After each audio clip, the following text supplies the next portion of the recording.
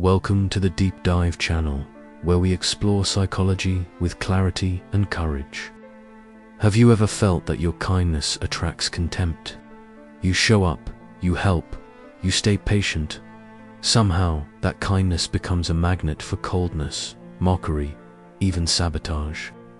Today, we'll unpack one of Carl Jung's most unsettling insights: why genuine kindness can provoke hostility, and how to protect your heart without hardening it. Jung said, "Everyone carries a shadow, and the less it is embodied in conscious life, the blacker and denser it is. The shadow is the bundle of traits we reject or deny: our jealousy, pride, hunger for power, the parts we can't admit to ourselves." Here's the twist: when you consistently show patience, generosity, and understanding, your behavior becomes a living mirror. Your kindness exposes what others believe they are not.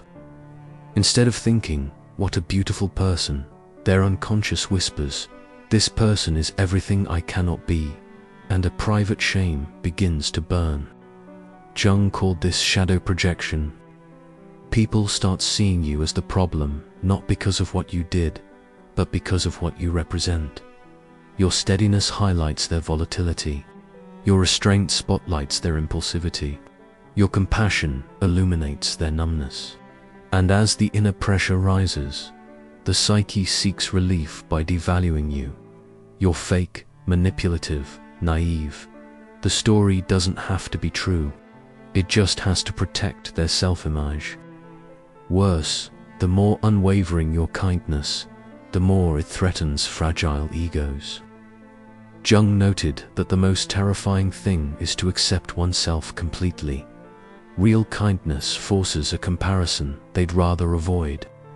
To restore inner balance, they may try to pull you down, question motives, shift blame, rewrite events to make your light look like a trick. Before we go further, ask yourself, has your kindness ever been treated like a weakness? If so, you're not alone. There is a darker psychology at play, and understanding it is the first act of self-protection.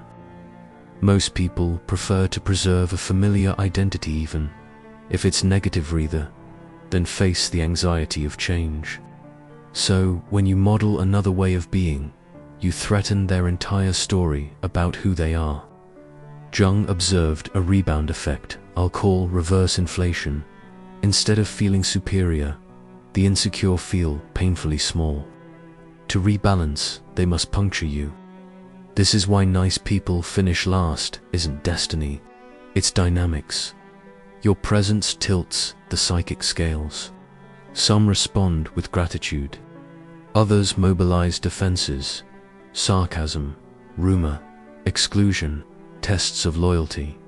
None of this means kindness is wrong. It means that kindness without insight and boundaries invites projection. Our task is not to become less kind, but to become less available to misuse. Stay with me. By the end of this episode, you'll know how to keep your kindness strong-rooted in self-respect, held by clear limits, and immune to those who would twist it against you.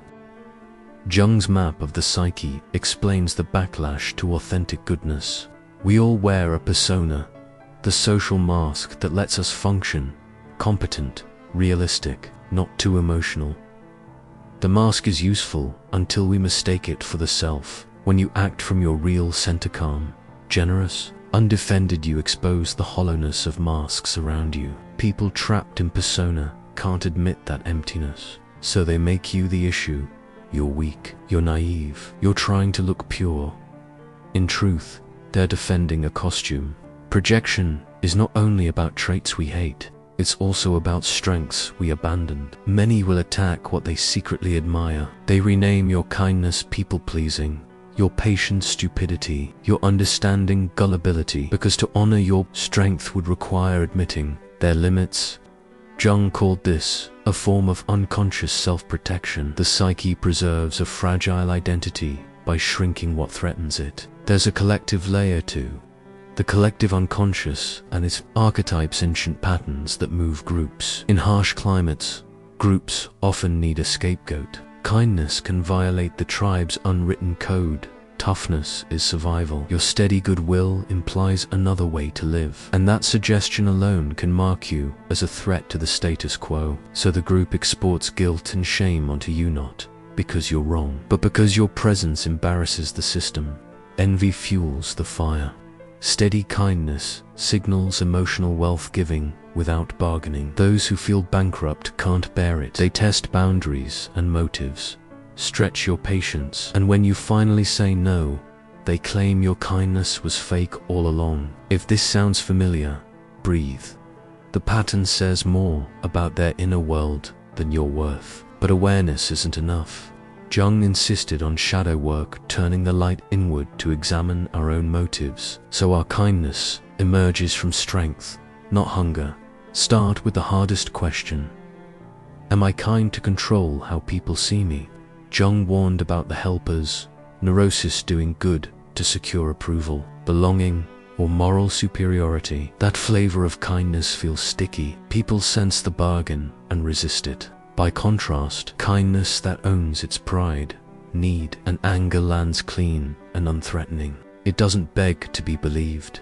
Next, ask, where are my boundaries? Without limits, kindness enables. You absorb projections, fix what isn't yours, and burn out.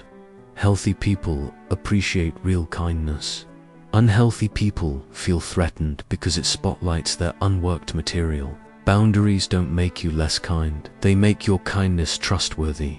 Finally, remember individuation, the lifelong movement toward wholeness. As you grow, some will try to drag you back into old patterns, not out of malice, but gravity. When your maturity highlights their stagnation, they may escalate tests and traps. Seeing this clearly keeps you from personalizing. Your job is to remain yourself, not convert them. Let's get practical. Jung's antidote to projection was inner work plus outer limits. First, turn the lens inward. Ask, where do I use kindness to buy safety? Where do I chase approval by overgiving? Where do I confuse empathy with responsibility? This is shadow work, meeting the parts that seek worth through goodness. Kindness rooted in emptiness will be exploited. Kindness rooted in wholeness is calm, simple, and firm. Second, set clean boundaries. Kindness without boundaries isn't kindness, it's fusion. You are not required to absorb someone's chaos, rewrite their story, or pass tests. Healthy limits say, I care, and here is what I can offer. I won't participate in disrespect, manipulation, or chronic crisis. Limits turn kindness from a leak into a channel. Third, beware the rescuer loop. Many hated for being kind people unconsciously pick partners, friends, or communities that need saving. Jung saw this triangle: victim, rescuer, persecutor repeat until one person steps out. The rescuer eventually becomes the persecutor when help is refused, and the victim regains innocence by calling the helper controlling. If you keep attracting the same drama, it's a sign to stop auditioning for savior. Fourth, practice emotional sobriety. Just as the alcoholic must stay awake around alcohol, the emotionally mature must stay awake around emotional manipulation. Notice when someone flips your gifts into weapons, flattery into suspicion, help into control, understanding into scorn. Do not argue your purity. That feeds paranoia. Step back. Let your actions speak over time. Fifth, choose differentiation. Stay yourself and let others be themselves. You don't carry their projections, and you don't need to fix them. Offer what is yours, refuse what is not. This quiet stance dissolves many battles. Try to quick checks. Motive: if thanks never comes, would I still do this? If not, I'm bargaining. Energy: after giving, do I feel clear or drained? Drained means I carried what wasn't mine. Also name the envy dynamic privately. My steadiness triggers their scarcity. These tests aren't about me. Naming breaks the spell. When bait arrives, urgent demands, moving goalposts, invented stories don't plead. Offer one clear boundary, repeat it once, then disengage. Kindness thrives on clarity. In groups that prize dominance, expect pushback and scapegoating. Don't volunteer for the role. Document facts, refuse gossip, say less, align with the quietly healthy. If the system punishes integrity, leave without drama. Take your energy where it can grow. Finally, refill the well. Solitude, honest friendships, creative work, therapy, spiritual reflection. Kindness renews only when the source is tended. As Jung taught, we don't become whole by cutting parts off, but by bringing them into relationship. Your gentleness and your strength must sit at the same table. Let's land this with clarity. People who hate your kindness are not diagnosing you. They're describing their relationship with their own shadow. Your presence confronts their persona, threatens their group code, and exposes scarcity, envy, or unhealed wounds. That's their curriculum, not your identity. Your curriculum is different. Make your kindness real, bounded, and sourced. Real means honest no, hidden bargains for approval. Bounded means clear limage no, rescuing, no absorbing projections, no arguing with paranoia. Sourced means your kindness flows from a tended inner life, integrated shadow, steady self-respect, and practices that refill the well. Here's a compact field guide for daily life. When you feel baited, pause, breathe. Do not explain. Choose a boundary. When motives are questioned, resist the courtroom. Live your values. Let time be the witness. When patterns repeat, step off the triangle, stop rescuing. Offer choices, not salvation. When groups punish care, protect your dignity, say less. Stand where kindness is welcome. When you overgive, ask, what am I hoping to get back? Then give less and mean it more. Jung said, your visions will become clear only when you can look into your own heart. Looking outward, we dream. Looking inward, we wake. Waking does not mean becoming hard. It means being gentle and strong, compassionate and boundaried, helpful and free. Before we close, turn this into action right now. Name one place where your kindness leaks into rescuing. Set one boundary you can state in a single sentence. Choose one practice that refills you this week.